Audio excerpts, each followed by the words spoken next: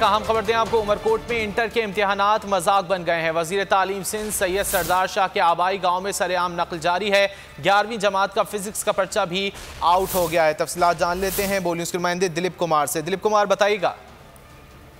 जी बिल्कुल, हर साल की तरह इस बार भी जो है वो उमरकोट में बोटी माफिया बेलगाम है। पहले रोज ही सरगर्म दिखाई दे रही है।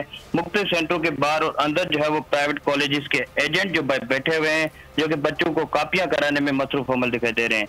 आज उमरकोट में महफूजा तालीमी बोर्ड का जो फिजिक्स का पर्चा जो लिया जाना था वो वक्त से पहले ही आउट हो गया है, जिसका मुंह बोलता सबूत ये नाहली है, जो कि असातिज़ा के सामने ही खुलेआम चीटिंग की जा रही है। उमरकोट में पेपर आउट होने की कापी जो है वो बोर्ड न्यूज को मौसूल हो गई है। इन्हीं सेंटरों पर जो 144 कानून नाफिज हुआ था, लेकिन इन्हीं जो है वो 140 पर लगा हुआ कानून है, ये इसकी जो है वो खुल्लम खुल्ला धज्जियां उड़ाई जा रही हैं। जो पेपर है वो आधा घंटा पहले ही आउट हो चुका है।